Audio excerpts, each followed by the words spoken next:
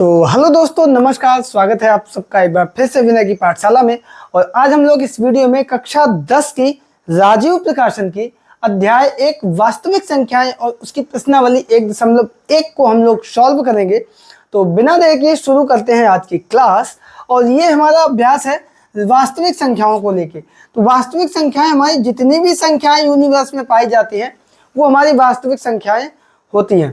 ठीक है, परिमेय संख्याएं और अपरिमेय संख्याएं, इन दोनों को मिला के वास्तविक संख्याएं, मतलब जितनी भी संख्याएं होती हैं हमारी वो सब वास्तविक संख्याओं में आ जाती हैं। इसी में हमारी प्राकृतिक संख्याएं भी आ जाती हैं, इसी में हमारी पूर्ण संख्याएं भी आ जाती हैं, और इसी में हमारी धन पूर्ण संख्याएं, ऋण पूर्ण संख्याएं, अपरिमेय संख्याएं, परिमेय संख्याएं, सभी संख्याओं का मिश्रण जो है वो वास्तविक संख्याओं में आ जाता है। तो अब हम लोग चलते हैं एक्सरसाइज की तरफ। और पहला प्रश्न हमारा है कि निम्नलिखित संख्याओं को अभाज्य गुणनखंडों के गुणनफल के रूप में व्यक्त कीजिए। अभाज्य गुणनखंड हमको करने हैं, बहुत आसान है, 945 का। आई होप कि आप लोगों ने कर लिया होगा। अंत में 5 है तो ये 5 से विभाजित होगा। 5 एकम 5, 6 7 8 9 4 बचा, हो गया 44। तो 5 अट्ठे 40। अब ये 44 से ज़्यादा ना हो तो 5 अट्ठे 40, 4 बचा, हो गया 45। 5 निम्न 45। यहाँ पे 5 आया नहीं तो 5 से अब विभाजित नहीं होगा। 2 से होगा ही नहीं तो अब 3 से देखते हैं। अभाज्य संख्याओं से हम लोग विभाजित करते हैं, इसीलिए इनका नाम अभाज्य गुणनखंड पड़ा है। ठीक, अब 3 का भाग देंगे तो 3 छक्का 18। अब पूरा चला गया। 9 में 3 दिया 9। यहाँ पे 63 देख रहे होगे, ये भी हमारा 3 से कट जाएगा। तो 3 दूनी 6 और 3 एकम 3। 21 जो है वो भी हमारे 3 के पहाड़े से कट जाएगा। 3 सते 21 और 7 अंत में 7 से कट जाएगा। तब तक हम लोग अभाज्य गुणनखंड करेंगे जब तक अंत में 1 ना आ जाए। तो इस प्रकार से हमारे 945 के अभाज्य गुणनखंड हुए 5 गुणे 3 गुणे 3 गुणे 3 गुणे 7। यहाँ पे 3 हमारा है 3 बार, तो 5 गुणा 3 की घात 3 गुणे 7, यही हमारा आ गया आंसर। दूसरा है 140। 140 के गुणनखंड कैसे होंगे? अंत में 0 है तो 2 से भी कट जाएगा और 5 से भी कट जाएगा। 0 मतलब 10, 2 के पहाड़े में भी आता है, 5 के पहाड़े में भी आता है। तो 2 से काट दो, 2 सत्ते 14, 0 का 0 आ गया। पुनः 2 से भाग दे देंगे तो दुत्ती 6, 1 बचा, 1 और 0 हो गया 10, 2 पंचे 10। अब यहाँ पे 0 नहीं रहा, 5 आ गया। जब भी 5 आ जाए तो 5 से भाग देंगे, तो 5 सत्ते 35। अंत में 7 आ गया तो 7 से ही भाग दे देंगे, एक बार चला जाएगा। 1 आ गया, इसका मतलब गुणनखंड हमारे कंप्लीट हो गए।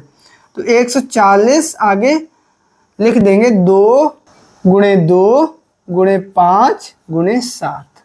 तो यहाँ पे 2 हमारा 2 बार है तो 2 की घात 2 गुणे 5 गुणे 7, यही हमारा आंसर आ जाएगा। आगे संख्या दी गई है 156। अब आपको आसान लगने लगा होगा। 6 है अंत में, 2 के पहाड़े में आता है दुत्ती 6, 2 से विभाजित हो जाएगा। 2 सत्ते 14, 1 बचा, 16 हो गया। 1 ये और 6 आगे का 16 हो गया, तो 2 अट्ठे 16। अंत में 8 है, पुनः 2 से भाग चला जाएगा। दुत्ती 6, 2 चौको 8 ज़्यादा हो जाएगा तो दुत्ती 6, 1 बचा, 1 और 8 हो गया 18, 2 निम्न 18, 39। 2 के बाद 3 के पहाड़े में हम लोग देखेंगे कट जाएगा। 3 एकम 3 और 9 बचा, 3 तिया 9, 13।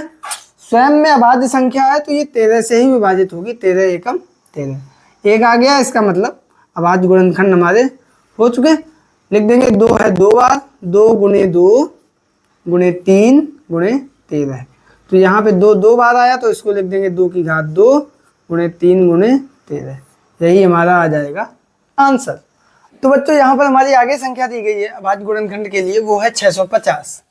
तो लिख लेंगे 650, अंत में है 0 तो 2 से भाग जाएगा, दुत्ती 6, 5 में 2 का भाग देंगे, 2 दूनी 4, 1 बचा, 0, 2 पंचे 10। अब 5 है इकाई के अंक पे तो 5 से भाग जाएगा, 5 छक्का 30, 2 25 हो गए, 5 पंचे 25। पुनः 5 से भाग देंगे तो 5 एकम 5, 1 5 15, 5 6 15। अब 13 का भाग 13 में ही जाएगा एक बार, 13 एकम 13। लिख देंगे यहाँ पे 650 बराबर 2 गुणे 5 गुणे 5 गुणे 13। तो यहाँ पे 2 गुणे 5 है 2 बार, तो 5 की घात 2 गुणे 13। तो ये इसके अभाज्य गुणनखंड हो गए, हमारा आंसर आ गया। आगे संख्या दी गई है 2644। यहाँ पे भी इकाई के अंक में 4 है तो 2 से भाग जाएगा। 2 एकम 2, 2 तीन 6, 2 दूनी 4, 2 दूनी 4। पुनः 2 से भाग दे देंगे तो 2 छक्का 12, 1 बचा, 2 12 हो गए। फिर से 2 छक्का 12, 2 एकम 2।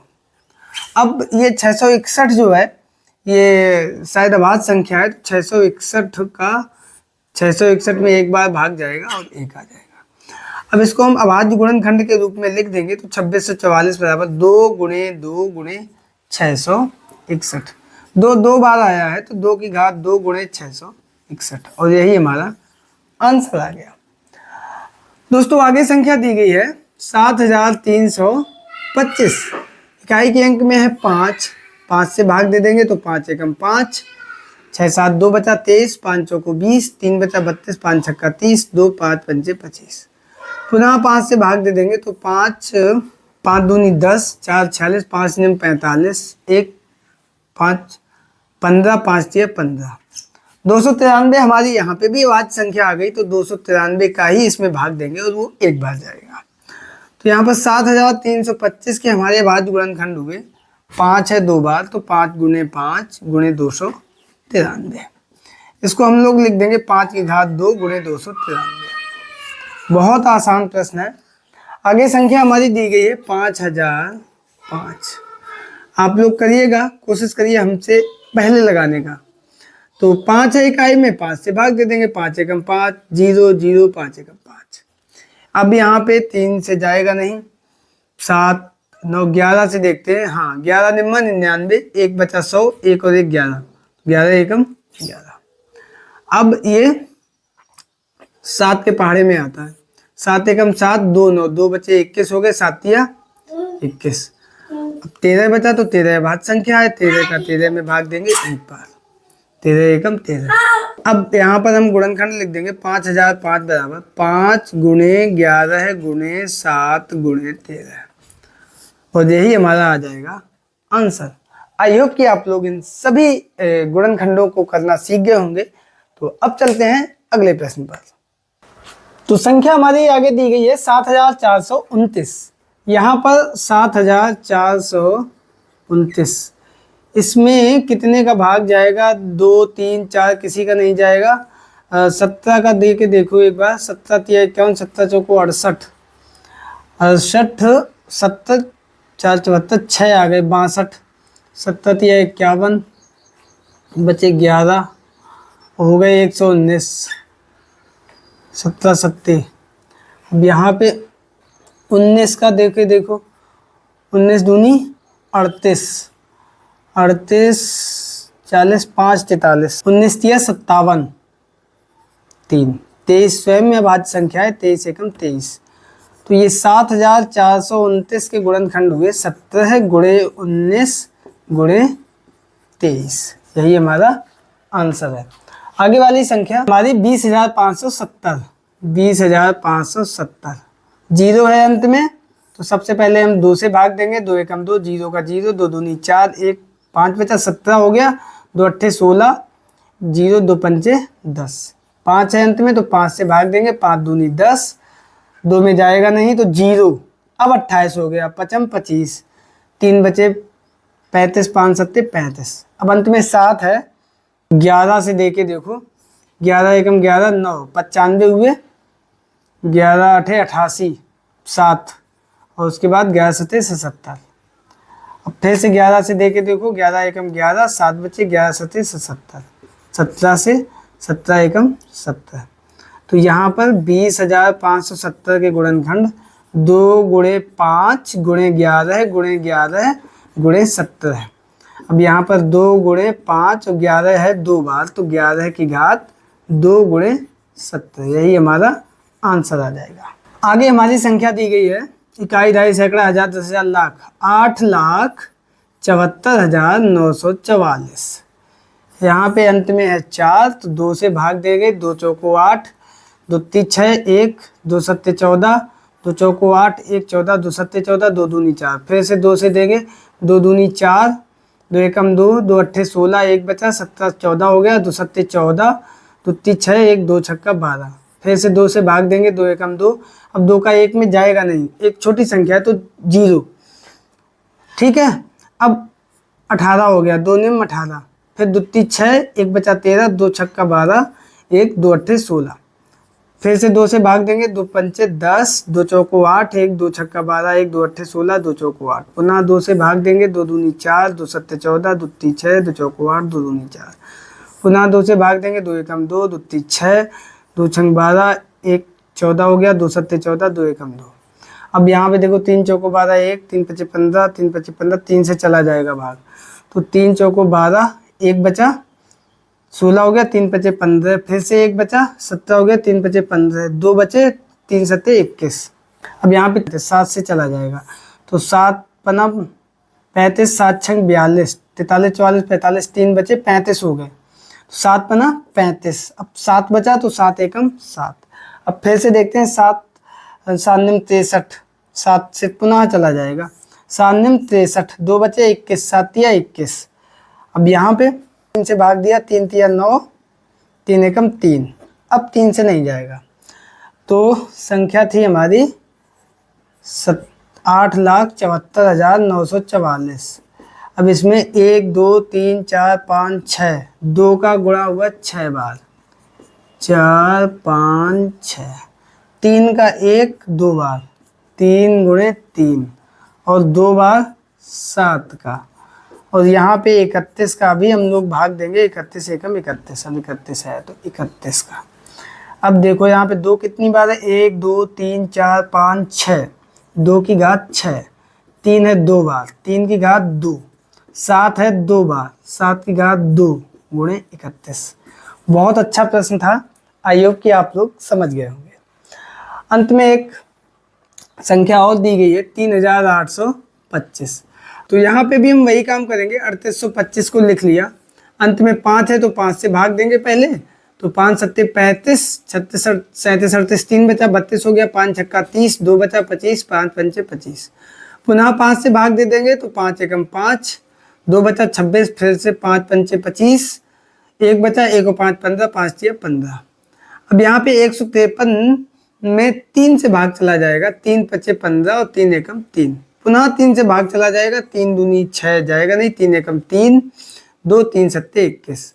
अंत में 17 से भाग दे देंगे, 17 एकम 17, तो 3825, और इसके गुणनखंड हुए 2 बार 5, 2 बार 3 और 1 बार 17। लिखेंगे अगर तो 5 की घात 2 गुणे 2 बार 3, 3 की घात 2 गुणे 17। यही हमारा आंसर आ गया। तो बच्चों उम्मीद करते हैं कि प्रश्न नंबर 1 में जितने भी अभाज्य गुणनखंड से संबंधित प्रश्न थे सारे आपको बहुत अच्छे से समझ में आ गए होंगे। तो अब चलते हैं अगले प्रश्न पर। तो बच्चों दूसरा प्रश्न हमारा दिया गया है कि पूर्णांकों के निम्नलिखित युग्मों के एचसीएफ और एलसीएम ज्ञात कीजिए तथा इसकी जांच कीजिए कि दोनों संख्याओं का गुणनफल बराबर एचसीएफ गुणे एलसीएम। हम लोगों को पता है कि ये एक फॉर्मूला होता है कि दोनों संख्याओं का अगर हम लोग गुणनफल कर दें तो वो एलसीएम और एचसीएफ यानी लासा और मासा के गुणनफल के बराबर होता है। तो सबसे पहले देखते हैं 26। 26 के गुणनखंड क्या होते हैं? 26, 13 दूनी 26, 2 गुणे 13। और 91 के गुणनखंड हम लोगों को पता है, अलग से नहीं लिख रहे हैं, डायरेक्ट लिख ही दे, 13 सत्ते 91, 13 गुणे 7। तो यहाँ पर एलसीएम कितना होगा? 2 गुणे 13 गुणे 7। एलसीएम में क्या होता है, सभी संख्याएं नीचे आ जाती हैं। इसमें से ये 13 आ गया नीचे और ये 7 आ गया नीचे।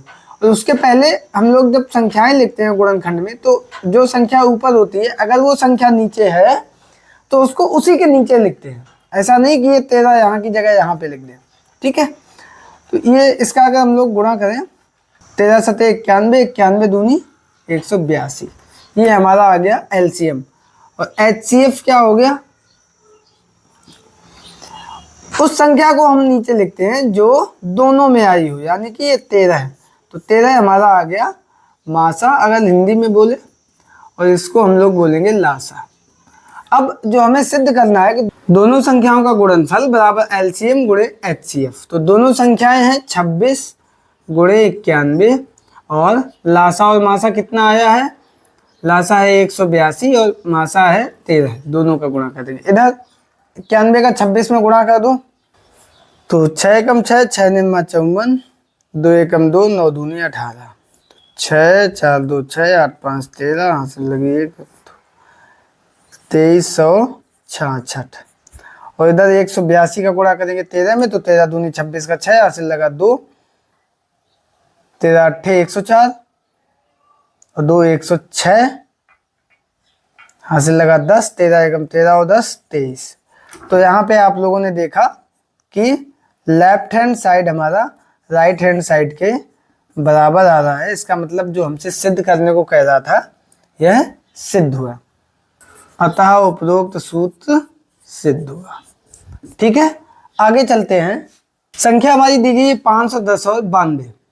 तो 510 के हम लोग जो है गुणनखंड कर देंगे, आखिरी में 0 है तो 2 से, 2 दूनी 4, 1 11, 2 पंचे 10, 1 2 पंचे 10, 2 से भाग दे दिया। अब 5 है तो 5 से भाग देंगे, 5 25, 5 एकम 5, 3 से भाग देंगे, 3 एकम 3, 2 3 सत्ते 21 और ये 17।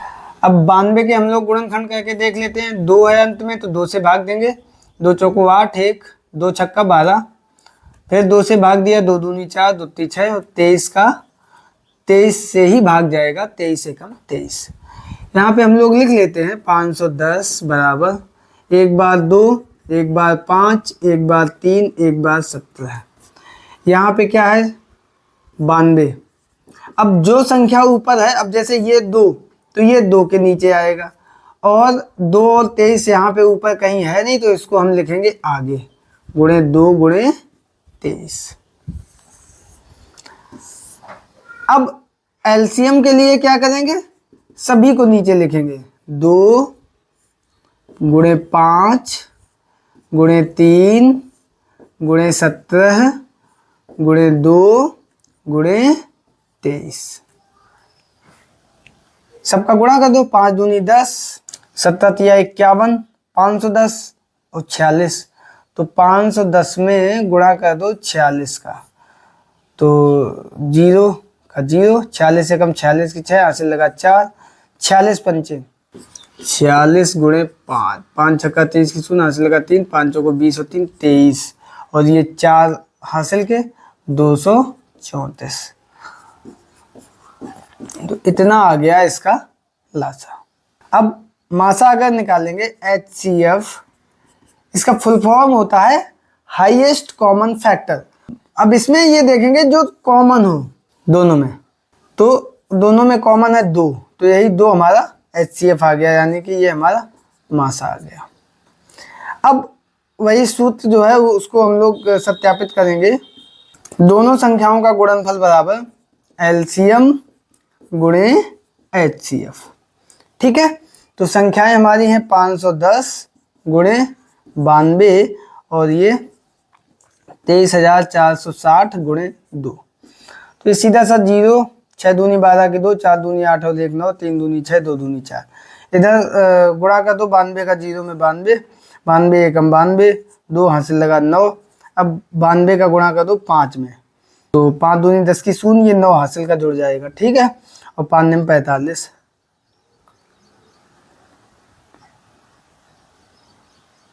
और एक वो हासिल वाला 46।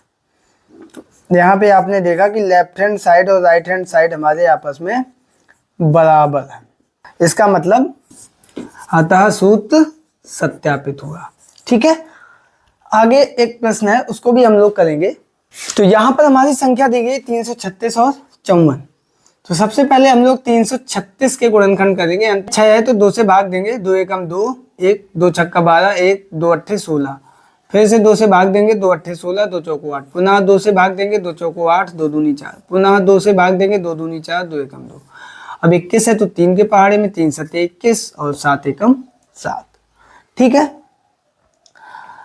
54 के भी हम लोग गुणनखंड कर लेते हैं। अंत में 4 है तो 2 से भाग दिया, 2 दूनी 4, 1 14, 2 सत्ते 14, 3 से भाग देंगे, 3 दूनी 27, 9 3 के पहाड़े में 3 दिया 9 और 3 एकम 3। लिख देंगे यहाँ पे 336 बराबर 1 2 3 4, 4 बार है 2,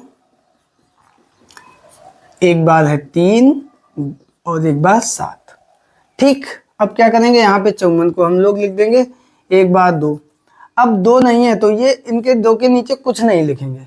3 है 3 बार, तो एक तो 3 इसके नीचे आ गया। अब ये 2 3 बचे तो ये इनको हम लिखेंगे आगे।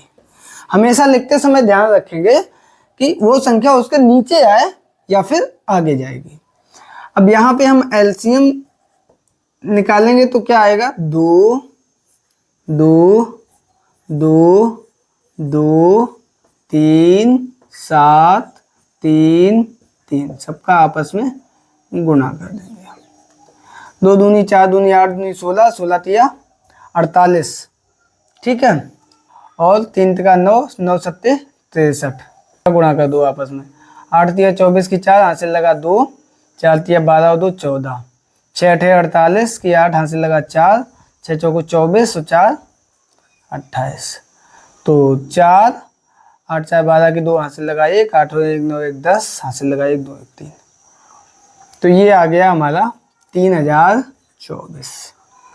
HCF निकालेंगे तो उसमें जैसा कि हमने आपको बताया था वो संख्या जो दोनों में है, तो एक तो ये 2 है और ये 3 थी दोनों में, ये 3 आ गया, 2 3 6, ये हमारा आ गया मासा, और इसको अगर हम लोग हिंदी में बोले तो लासा आ गया।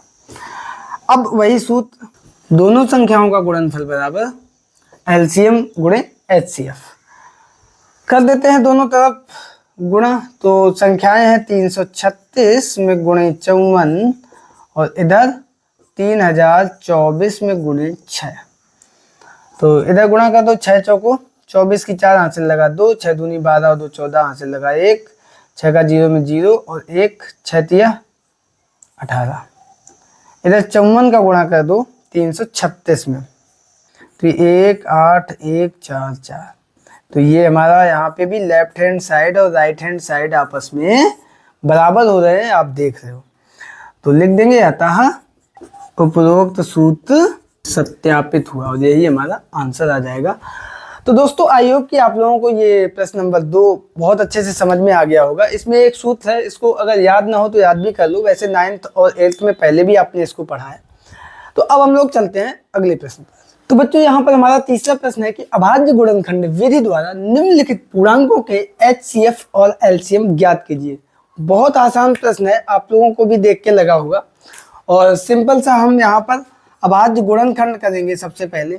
तो मुझे लगता है कि 12 के गुणनखंड बताने की जरूरत नहीं है, 2 है, 2 से भाग देंगे, 2 छक्का 12, 6 में भी 2 का भाग जाएगा, 2 3 6, 3 में 3 का भाग जाएगा, 3 एकम 3।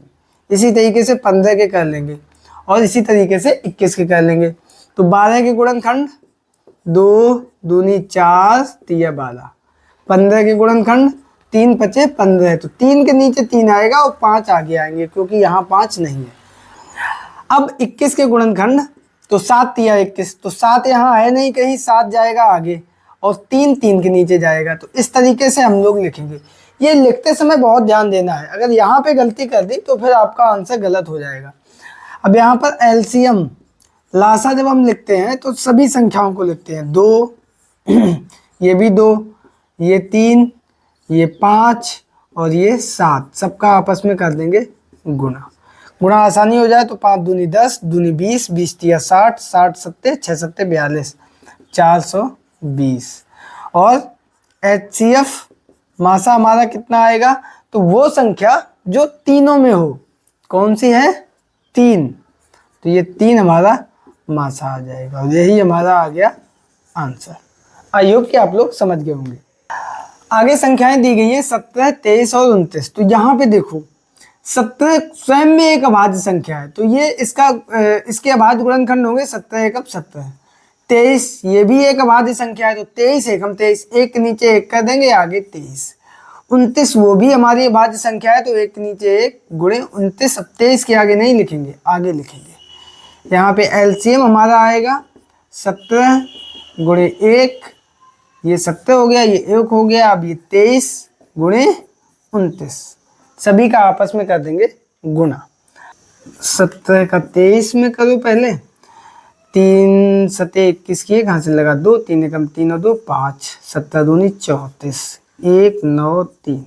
अब इसमें करो 29 का, तो 9 एकम 9, 9 81 की 1 कहाँ से लगा 8, 9 तिया 27, 27 और 8 35। अब 2 का 2 एकम 2, 9 दूनी 18 की 8, हासिल लगा 1, 3 दूनी 6 और 1 7। जोड़ देंगे 9 के नीचे 9, 2 और 1 3, 8 5 13 की 3, हासिल लगा 1, 7 3 10 और 1 11। तो ये हमारा 11,339 आ गया और यही हमारा आ गया लासा, जो कि हमारा आंसर है। अब देखते हैं HCF। इसमें देखो क्या है कि कोई भी संख्या नहीं है, केवल एक है जो तीनों में है, तो यही एक हमारा जो है ये मासा आ गया। ठीक, आई होप कि आप लोग समझ गए होंगे। आगे चलते हैं, ये भी बहुत आसान है। 8 के अभाज्य गुणनखंड क्या होंगे, इस तरीके से निकालेंगे। 2 का 8 में भाग देंगे, 2 चौको 8, फिर से 2 का 4 में देंगे, 2 दूनी 4, अंत में 2 एकम 2, 2 गुणे 2 गुणे 2। इसी तरीके से 9 के 3 गुणे 3, तो ये 2 के नीचे नहीं लिखेंगे, 3 गुणे 3 इसके आगे लिखेंगे। अब 25 के गुणनखंड इसी तरीके से 5 पंचे 25, तो ये ना इधर लिखेंगे ना इधर लिखेंगे, आगे लिखेंगे। अब यहाँ पे LCM हमारा आएगा 2 के नीचे 2, 3 के नीचे 3, 5 के नीचे 5, और सबका कर देंगे गुणा। गुणा आसानी हो तो 5 दूनी 10, 5 दूनी 10 यानी 10 ढाई 100, और 3 तिया 9 दूनी 18, तो ये 1800 हो गया हमारा LCM। HCF निकालेंगे तो कॉमन क्या है, कुछ नहीं है कॉमन। चाहो तो हम लोग आगे चल के गुणा 1 गुणा 1 गुणा 1 कर सकते हैं सब में। यहाँ पे गुणे 1 कर दो, इधर भी 1 गुणे कर दो, इसमें भी 1 गुणे कर दो, तो ये हमारा 1 तीनों में आएगा। वैसे भी कोई नहीं होगा तो एक जो गुणनखंड है वो हमारा सभी में कॉमन होता है, तो ये HCF हमारा आएगा 1। आई होप कि आप लोग इसको समझ गए होंगे, तो नोट करना हो तो आप लोग नोट कर लो।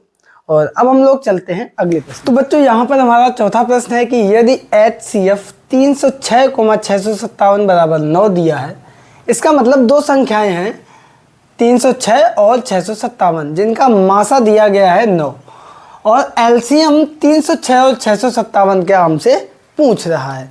तो यहाँ पे हम सूत्र लगा देंगे। हम जानते हैं कि दो संख्याओं का गुणनफल बराबर HCF गुणे LCM। जब भी दो संख्याओं में एक का मासा या लासा दिया जाए और दूसरी चीज पूछी जाए तो हमेशा हम लोग इस सूत्र का उपयोग करेंगे।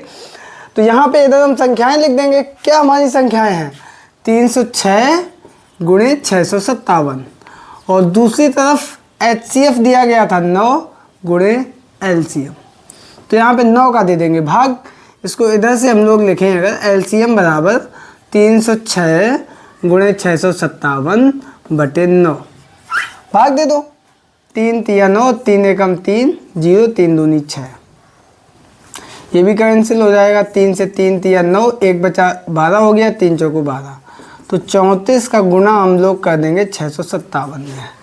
657 गुणे 34, 7 चौको 28 की 8, हासिल लगा 2, 5 चौको 20 और 2 22, हासिल लगा 2, 6 चौको 24 और 2 26, 7 तिया 21 की 1, हासिल लगा 2, 5 तिया 15 और 2 17, हासिल लगा 1, 6 तिया 18 और 1 19, 8 2 1 3, 6 दूनी 12 13, हासिल लगा 1, 10 2 12, 1 और 1 2, तो ये हमारा 22,338 ये आ गया हमारा LCM, और यही हमारा हो गया आंसर। आई होप कि आप लोग बहुत अच्छे से इन प्रश्नों को समझ गए होंगे। तो बच्चों अगला प्रश्न यहाँ पर प्रश्न नंबर 5 हमारा दिया गया है कि यदि HCF 225,60 बराबर 225 गुणे 5 माइनस 10x, तो x का मान ज्ञात कीजिए। बहुत अच्छा प्रश्न है। यहाँ पर हम क्या करेंगे, सबसे पहले इन दोनों का HCF यानी कि मासा निकालेंगे। तो 225 के गुणनखंड कर दो, अंत में 5 है तो 5 चौको 20, 2 25 55 25, 5 से 5 में 45, 3 तिया 9, अंत में 3 एकम 3। 60 के गुणनखंड कर दो, 2 से भाग देंगे 30, फिर 2 से भाग देंगे 15, अब की बात 3 से भाग देंगे, 3 पचे 15, और 5 में अंत में भाग दे देंगे तो 5 एकम 5। यहाँ पर हम HCF निकालेंगे तो 225 बराबर, इनके अभाज्य गुणनखंड कर दिए तो 2 बार 5 और 2 बार 3, इस तरीके से हम लोग लिख देंगे। अब 60 के जब हम लोग अभाज्य गुणनखंड लिखेंगे तो 2 के नीचे 2, 2 कहीं है ही नहीं तो 2 आगे लिखेंगे, दूसरा 2 भी इसके आगे लिखेंगे। ठीक, अब 1 3, ये 3 3 के नीचे लिख दिया, अब 1 5, 1 5 के नीचे लिख दिया। इस तरीके से हम लोग लिखेंगे।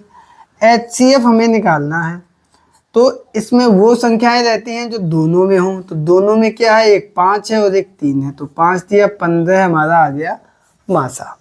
अब प्रश्न हमसे क्या कह रहा है उसको हम लोग लिखेंगे HCF 225,60 इजुकल टू 225 गुणे 5 माइनस 10x।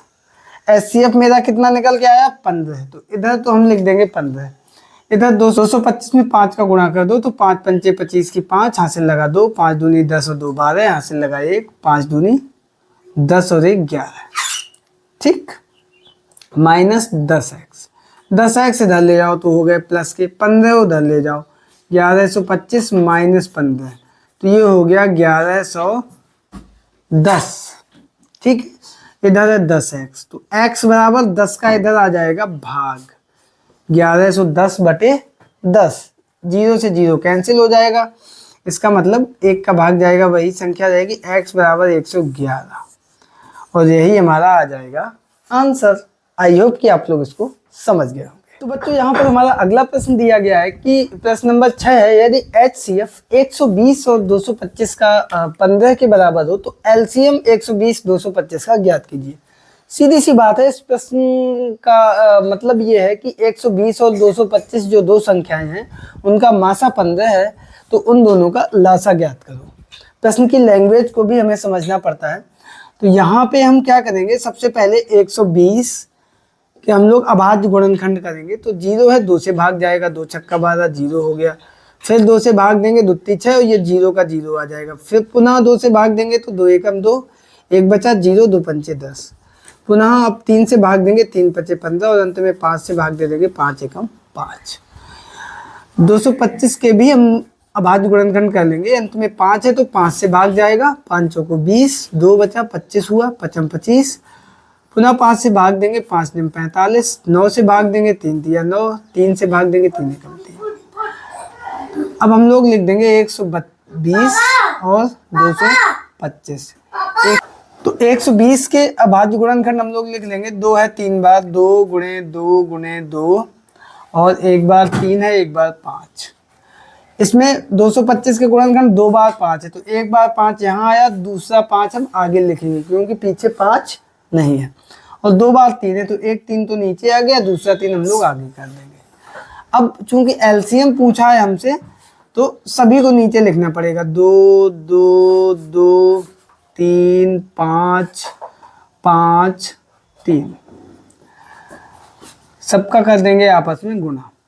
तो चूंकि गुणा आसान हो जाए तो 5 दूनी 10, 5 दूनी 10, 10 दानी 100 हो गया, 3 दूनी 6, 6 तियां 18, तो 1800, यही हमारा आ गया आंसर। दूसरा तरीका एक इसका क्या था कि हम लोग वो सूत्र लगा देते। कौन सा सूत्र? दो संख्याओं का गुणनफल बराबर LCM गुणे HCF। दो संख्याएं यहाँ पे कितनी थी, 120 और 225।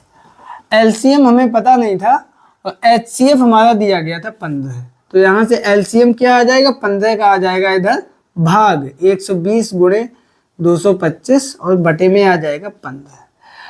तो 15 सत्ते 105, 15 8 120, 8 बार गया, 8 का सीधा सा इसमें कर दो गुणा, तो 8 पंचे 40 की शून्य हासिल लगा 4, 8 दूनी 16 और 4 20 की शून्य हासिल 2, 8 दूनी 16 और 2 18, यही 1800 हमारा LCM आ जाएगा जो कि आंसर है। तो ये सेकेंड मेथड है, इससे भी आप लोग लगा सकते हो, और ये नॉर्मल मेथड है अभाज्य गुणनखंड करके, इससे भी आप लोग लगा सकते हो। जो भी आपको आसान लगे उससे आप लोग इन प्रश्नों को कर सकते हैं।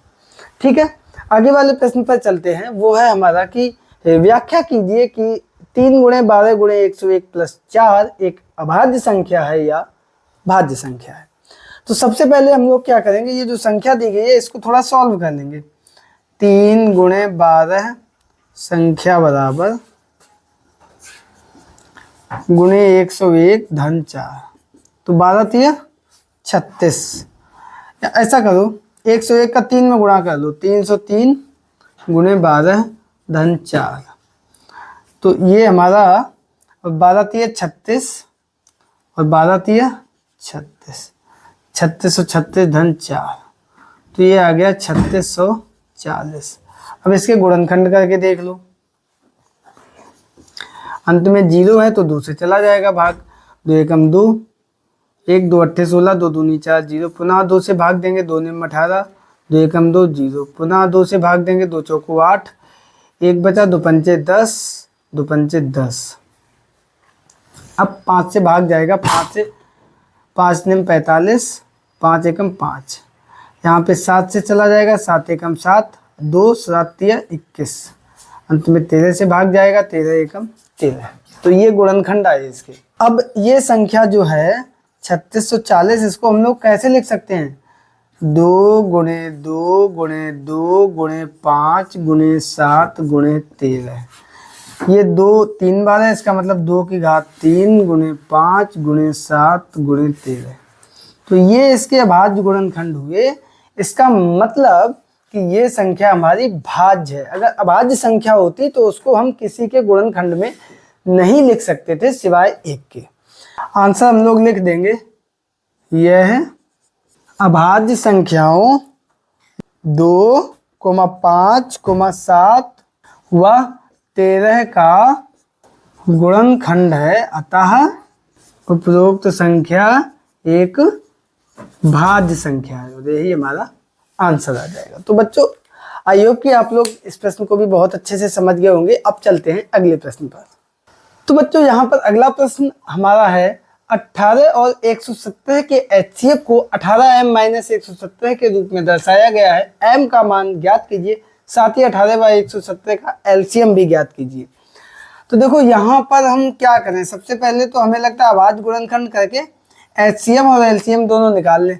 संख्याएं हमें पता है 18 और 117, तो 18 के अभाज्य गुणनखंड कर दो, 2 से भाग दे दो, 2 निम 18, 9 में 3 का भाग जाएगा, 3 तिया 9, अंत में 3 का 3 में 3 एकम 3। इसी तरीके से 117 का, 117 किसके पहाड़े में आता है? 13 का, 13 निम्मा 117, तो 13 का भाग दे देंगे 9 बार, 9 में जाएगा 3 का भाग, 3 तिया 9, अंत में 3 का जाएगा 1 बार, 3 एकम 3। आप लोग भी जब कई बार गुणनखंड करेंगे तो बहुत आसानी हो जाएगी आपको ये जानने में कि किस में किसका भाग जाएगा। अब देखो इसको कैसे लिखेंगे, 18 बराबर पहले 2 फिर 3 और उसके बाद 3। यहाँ पे 117 है, 2 बार 3 है तो 3 के नीचे 3 कर दिया, और ये 13 जो है इसको कर दिया आगे। अब HCF अगर हम निकालेंगे तो ये वो होता है जो दोनों में हो, तो 1 3 और 1 3, यानी 3 गुणे 3 9। और LCM अगर निकालेंगे तो ये सभी संख्याएं 2 और ये 3, ये वाला 3 और ये वाला 13, तो 13 तिया 39, 39 तिया 117 और 117 दूनी 234, तो ये 234 हमारा आ गया लासा। तो देखो अब यहाँ पे m का मान पूछ रहा है, तो यहाँ पे लिखेंगे HCF 18, 117 बराबर, ये हमें दिया गया है 18m - 117, यहाँ पे लिख देंगे दिया है। अब यहाँ पर HCF कितना आया था? 9, तो यहाँ पे लिख दिया 9 बराबर 18m - 117। तो 117 इधर ले आओ, तो 9 धन 117 बराबर 18m, 117 में 9 जोड़ दो तो जाएगा 126, इधर बराबर 18m। तो यहाँ से m बराबर क्या आएगा? 126, और जो 18 इधर गुणे में था ये आएगा बटे में, 18 भाग दे देंगे, 18 सत्ते 126, तो m बराबर मेरा आ गया 7। ठीक, और यहाँ पर LCM मेरा निकल के आ गया 234। तो यही हमारा आंसर आ गया। आई होप कि आप लोग इसे समझ गए होंगे। अब चलते हैं अगले प्रश्न पर।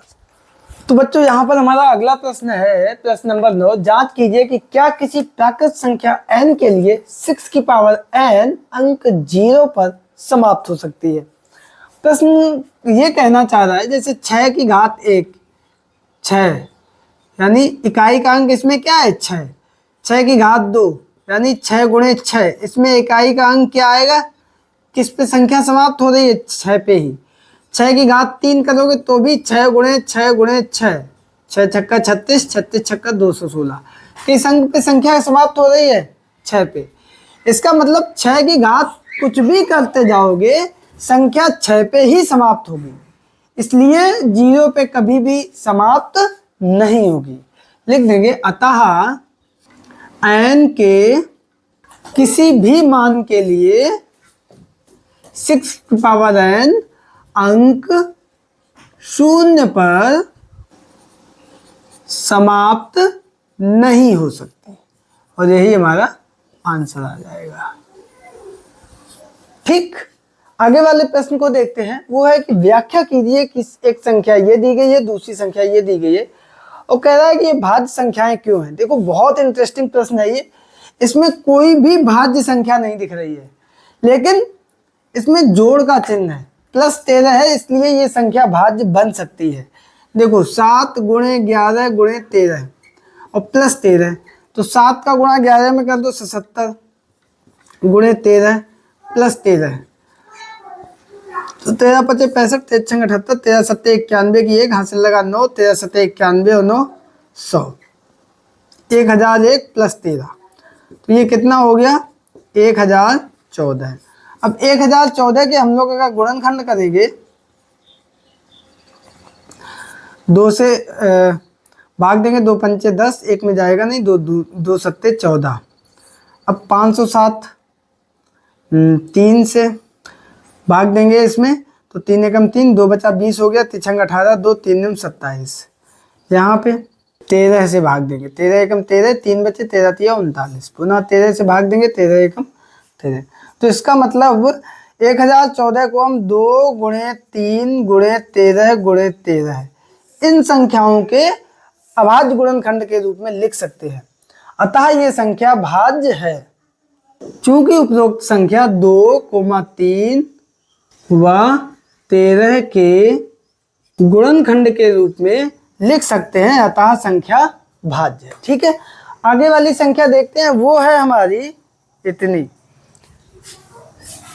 संख्या है हमारी 7 गुणे 6 गुणे 5 गुणे 4 गुणे 3 गुणे 2 गुणे 1 धन 5। तो इनका गुणा कर दो पहले, 2 एकम 2, तो 6, 6 चौको 24, 24 पंचे 120 और 7 छंग 42 गुणे 120।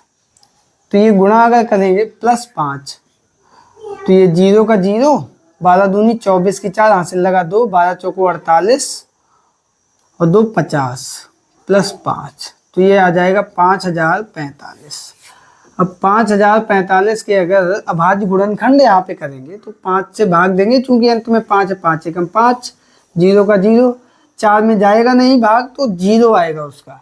अब 5 × 45, अब ये 1009 मुझे लगता है कि ये अभाज्य संख्या है, तो इसका उसी संख्या में भाग जाएगा, एक बार जाएगा। अब यहाँ पे इस संख्या को हम अगर गुणनखंड के रूप में लिखें तो 5 × 1009।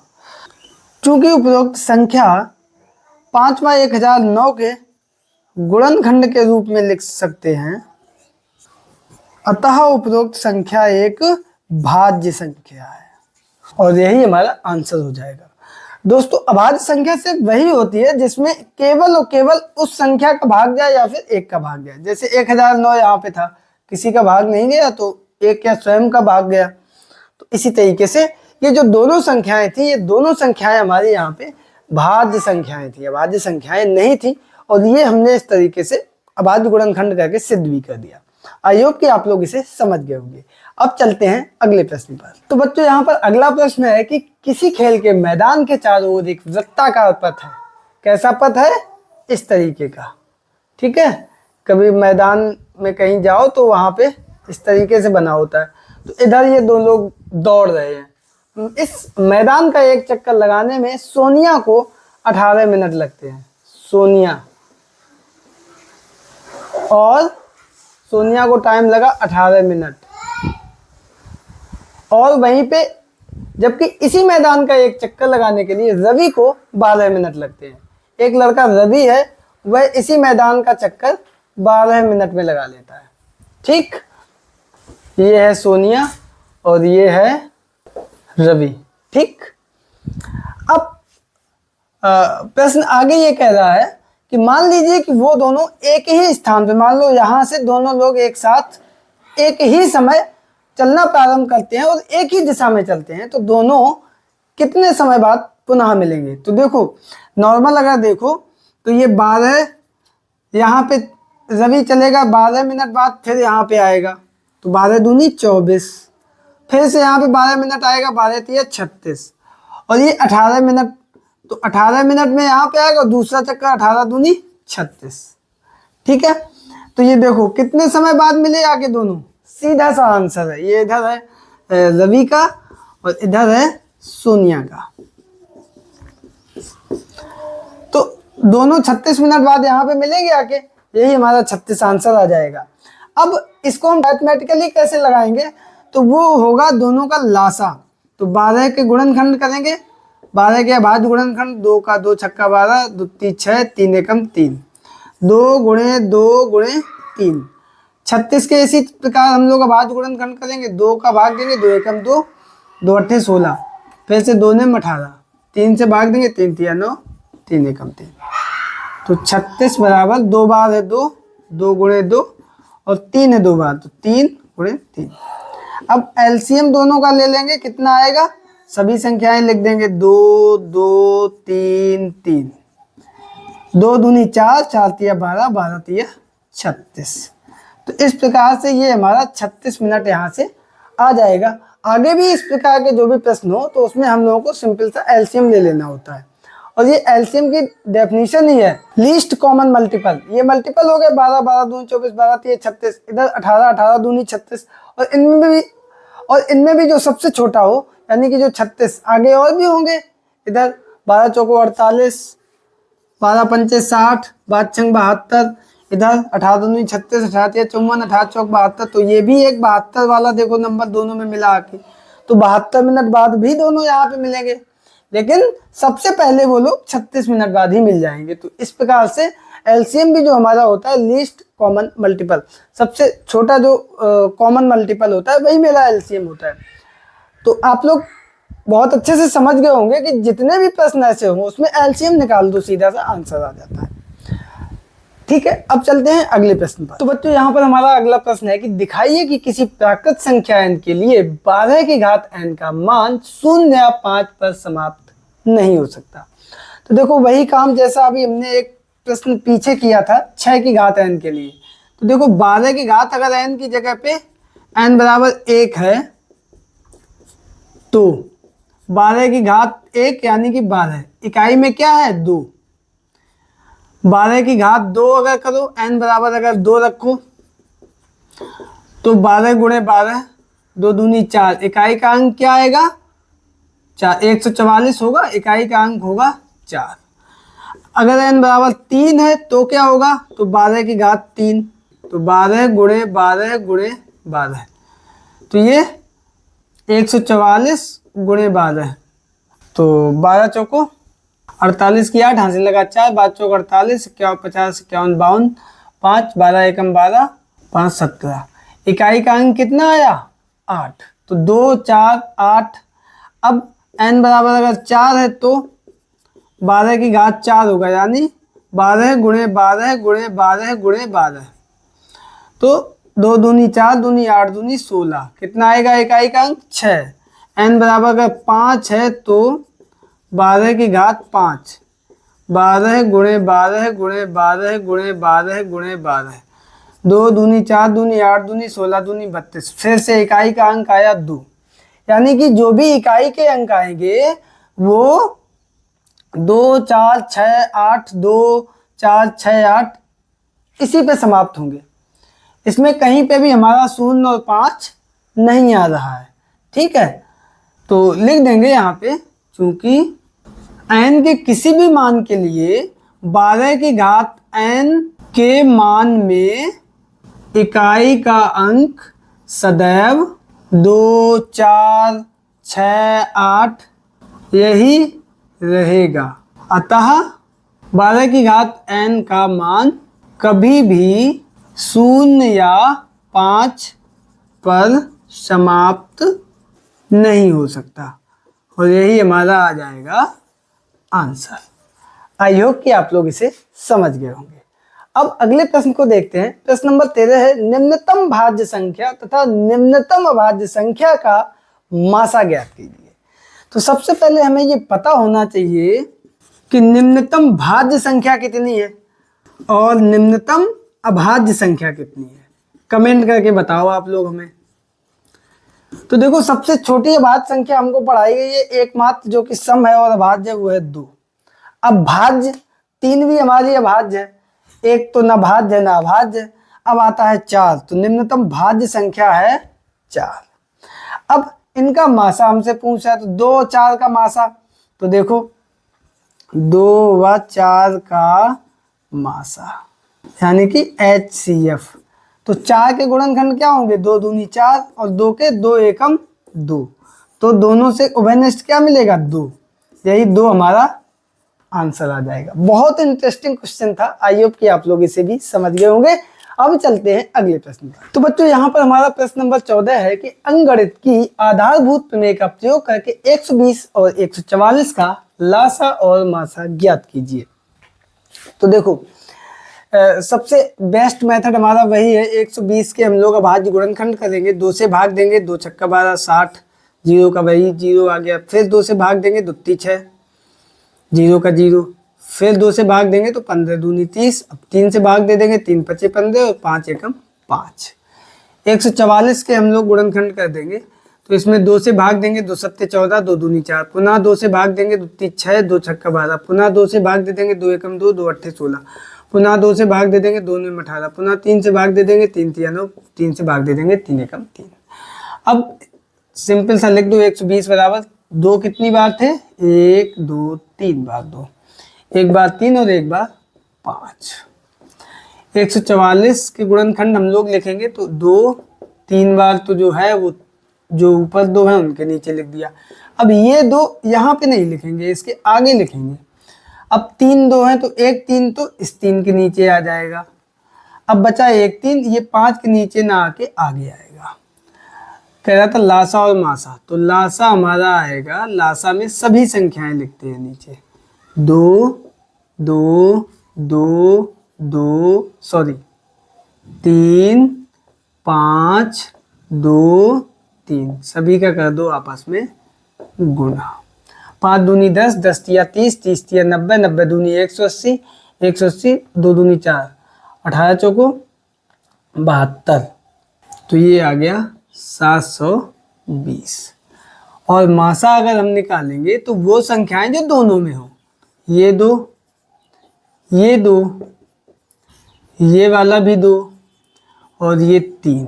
इसके अलावा कोई भी संख्या नीचे नहीं आएगी, क्योंकि ये दोनों नीचे हैं तो ऊपर नहीं है, और ये 5 ऊपर है तो नीचे नहीं है।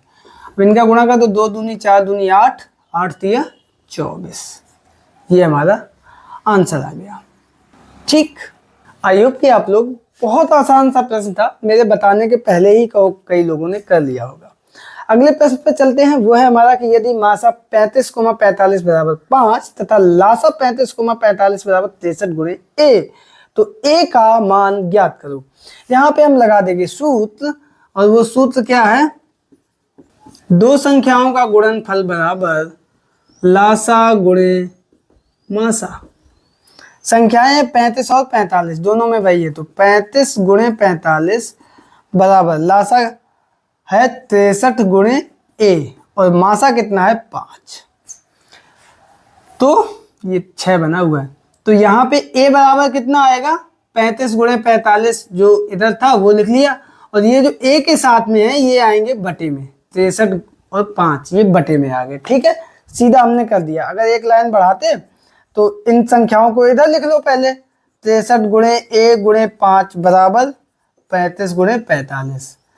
तराजू के या इधर वजन रखो, इधर बाट रखो, या इधर वजन रखो और उधर बाट रखो। ठीक है, तो अब यहाँ से 5 निम 45, 9 सत्ते 63, 7 पना 35, ये बराबर आ गया हमारा 5।